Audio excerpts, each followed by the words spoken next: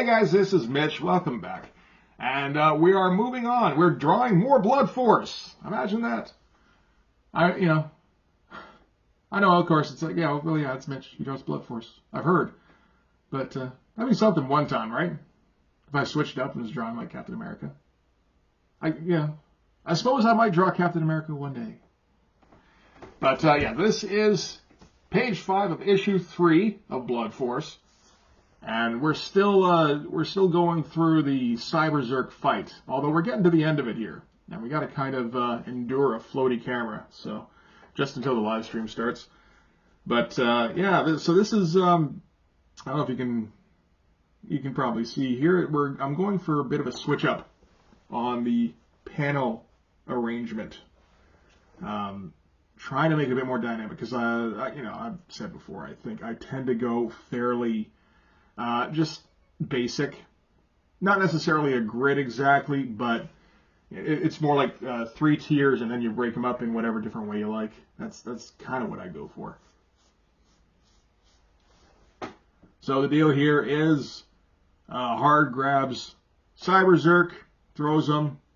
Shockblock yells at him for throwing Cyberzerk into the Spasm data cache. Hard yells back, "I don't know what that is!" As you can see right here, although I think I switch up the expression a bit.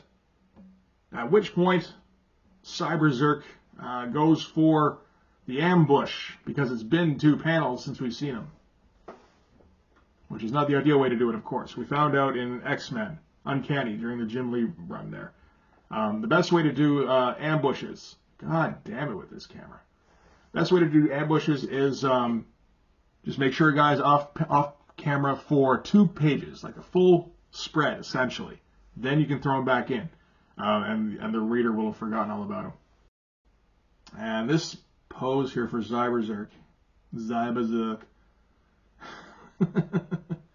isn't ideal. I'll switch it up, though, so it'll be okay.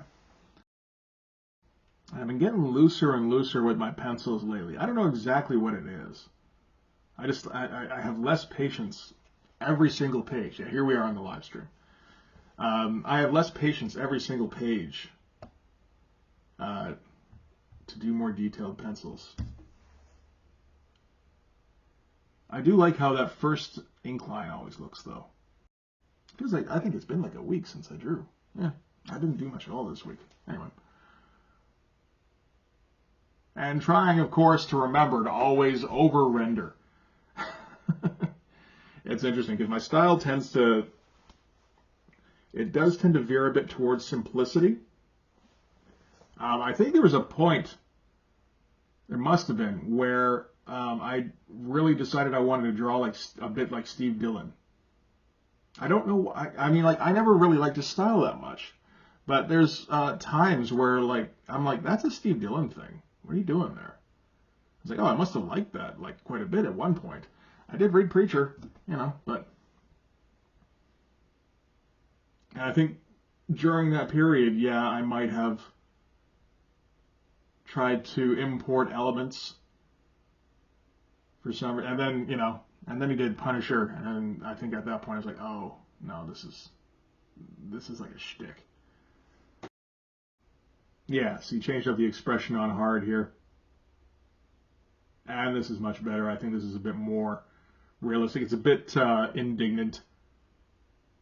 For a minute, it's like, it's funny. He just like opens his mouth like really wide whenever he yells. But no, I like it better when he's actually forming proper like word shapes. It makes it funnier to me if his expression looks more realistic on top of this insane fucking Jello body. Yeah. And here we go with I'm still doing the Liefeld pads. It's interesting because there's elements of my style here, the way it's evolving, that are very much going away from the Image founders, and then there's things that still stick around. So, like, I think I've said before that Hard was the first character I drew in this Imagey style, and those pads were a big part of that because those are Prophet pads from Prophet #1, and we're getting to a point now where they don't really fit in with the rest of the rendering style. So I'm going to have to come up with something a little different. Those abs look excellent, by the way. I'm getting better at that. That's another thing, actually, is torso muscles. Because I didn't go Liefeld on torso muscles, because Liefeld's torso muscles look awful. Yeah, that looks really good. I went Jim Lee, because that would make more sense, right? So it's like, well, you got like Liefeld pads on Jim Lee torsos, and you know, there's a little bit of Dale Keown sometimes, and a little bit of Will Sportasio. I don't think I can. I don't know what Mark Silvestri's doing enough of the time. I think maybe I copied a little bit of his forearm technique. That's about it. But yeah, it's interesting because the abs aren't so much Jim Lee anymore. They're kind of moving away on their own. The pecs still are though. So you see here, yeah, you do like the he always does the penumbra and then the underlighting. It might be moving a bit more away, but these aren't the characters to really illustrate it, I guess. And a little bit of a tough angle for shock block there, but I think it looks okay. I have difficulty keeping shock block's face looking consistent. Most of the other guys, like Hard is easy, you know. Even Fireburn a little bit. Every once in a while, I remember his face should be thinner, and then the rest of the time not so much. But you know, and Hawkstab, I'm able to keep pretty consistent from panel to panel. But no, shock block I have difficulty with. We'll have to lock that down going forward. And I like this pose here for Cyberzerk. Okay. This particular panel layout is weird, though. It is like, or rather, just where they're, the composition, I suppose, where they're positioned inside the panel is odd. It is what's suggested by the panel layout. I think I came up with the panel layout before I really came up with the poses, and then just kind of matched the poses to it. And it ends up looking a little odd. We'll see here once we get the speed lines in. And a stupid fucking spear. This might be the last we see of this spear. Maybe next time he'll have just like knives or something. I don't know. But the spear has changed, I think, in every single panel it's showed up in. It's the two prongs on the sides. They're never the same. And that middle blade is shorter here, but I think because I didn't want to get it too close to shock block himself.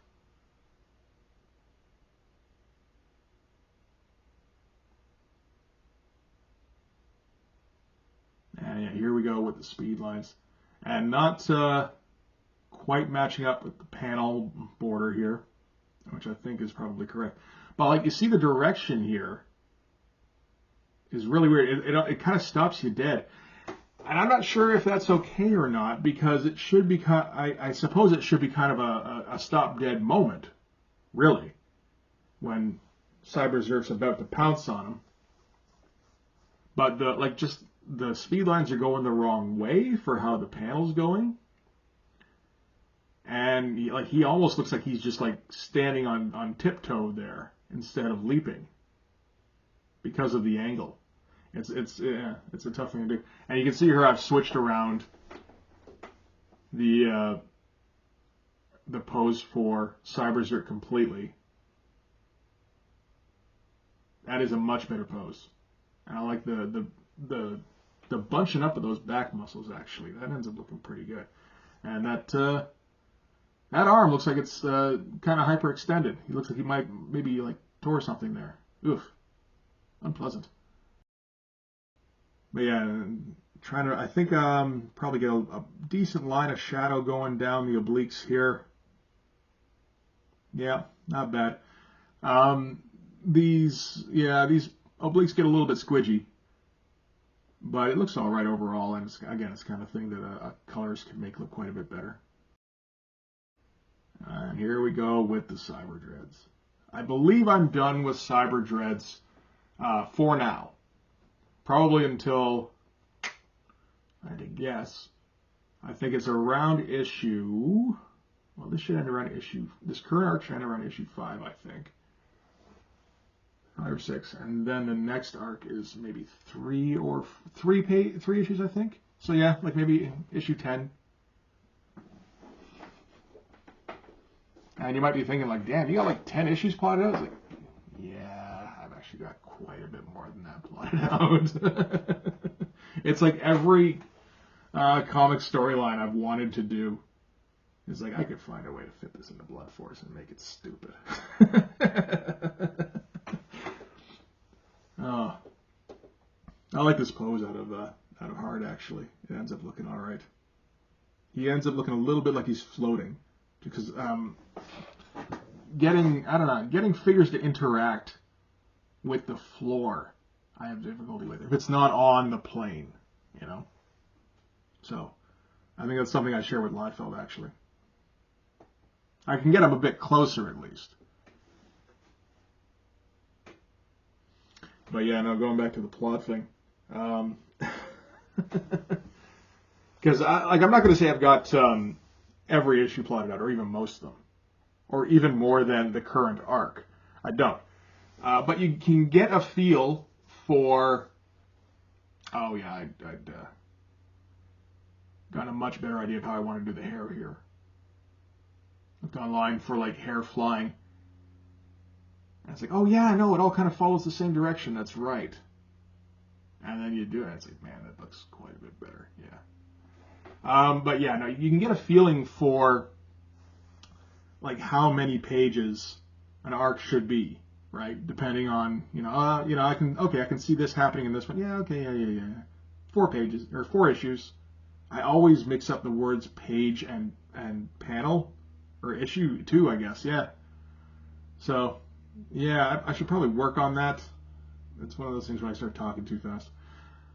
So yeah, I've got plots for maybe about 100 issues as it stands, theoretically. Well, arcs that could take up 100 issues. It'll never happen. Not the way things are going. I currently produce issues at a rate of about 2 a year, if I'm lucky. That's if I start doing less pages in Blood Force comics, and not like 25, 27, 30. I think this one's more like 22, 23, 24, something like that. It's a bit more reasonable, but we still got to trim it down a little bit, probably. So yeah, I'm not going to be doing 100 pages of Blood Force unless I can make it my full-time gig, and the way comics are going these days, like, good luck. But, I'll go until my hand stops working. And then, I can still write when I'm old. Just get somebody else to draw it for me. I'll get my kids to draw it. So none of my kids can draw. They'll get their kids to draw it. That sounds like a plan. Okay, so in this panel here, oh, that means I have to put real descriptions in my scripts, though. Oh, I don't know if I can do that. But yeah. In this panel here, we're going to have Hawkstab. And he's... make sure you get the expression good on this, where he looks dopey, but determined.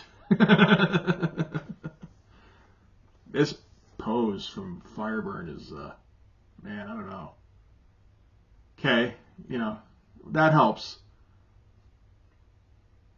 But it's not the best. I think I end up fixing the leg a little bit here at some point. Not very much detail on. Yeah, there we go. That's better. It's, it's still a weird pose. I mean, he is flying. It's not like I forgot where he is in the landscape or whatever. But it's still a little bit odd. But you got to be careful with that foot that's up near the crotch there. Just get a little bit of space between the crotch and the foot. Otherwise it looks like you're drawing a dick. Can't do that.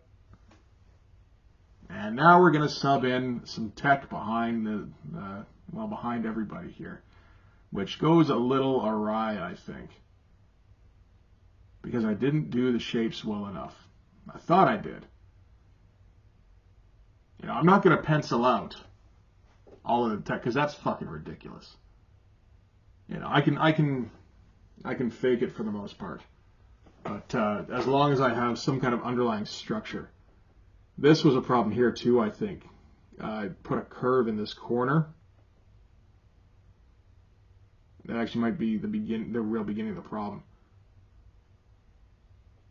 All this stuff looks okay though. But yeah, then that ends up making the room a little bit bigger than I expected. So that pushes that back wall back, and I'm kind of working off that curve. And yeah, then I add another, like, more severe angle in there. And now that wall is way the fuck back there.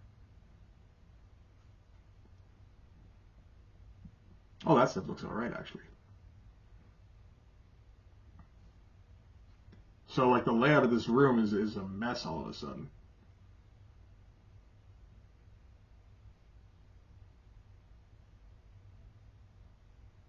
But yeah, this kind of stuff I'm getting the hang of a little bit.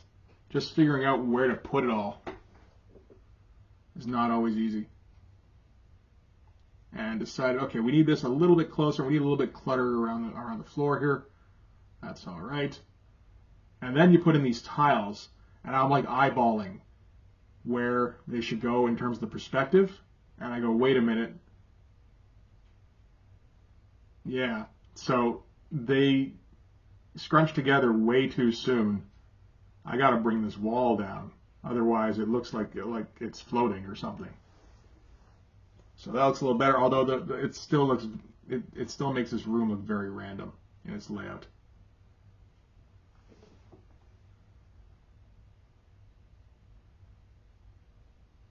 That hair really adds to that impact, though. That's okay.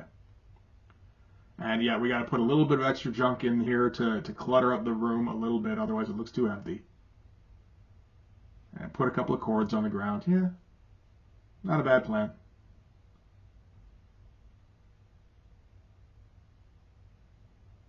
And yeah, put in the weird scribbles in between all the tiles that look kind of like tech. And yeah, oh yeah, even put a little bit of texture in there on the tiles as well. That's good. But yeah, I see the shadow for hard here in panel 2. It doesn't really, you know, like I could have made that much darker, but I don't know. I got some kind of mental block about that right now. And then throw a little bit of background tech in here because you have to have some background between panel 1 and panel 3. One of them has to have background. And that ain't bad, actually, for a little bit of nonsense tech. And then this one, there's going to be word balloons largely over the background. So we can just have a couple of lines, and that works out. And I think that's about it done.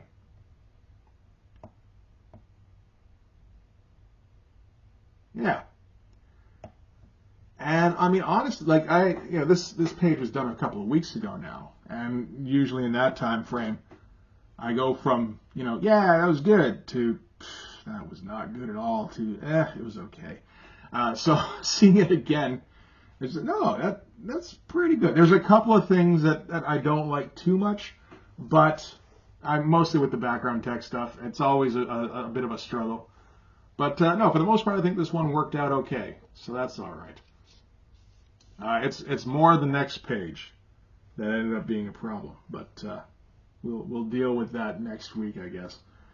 But yeah, that's going to do it for this one. Thanks very much for watching. If you like this video, please hit like, hit subscribe, hit the notification so you know when the next one's coming out. Go and subscribe on my Patreon. That's where these pages go when I'm done with them, and that's also where the finished comics are. And also these videos before they make it to YouTube, usually a week or so in advance. Not for this one. Unfortunately, this one was a little bit late, so I apologize for that, Patreon people. But yeah, after you're done there, you can head on over to my Instagram, because commissions are now open. So I can draw you some stuff that looks very much like this. Almost as if the same artist did them. You wouldn't be able to tell them apart. It's uncanny, much like the X-Men. But yeah, that's it for this video. Thanks again for watching. I'll see you guys in the next one.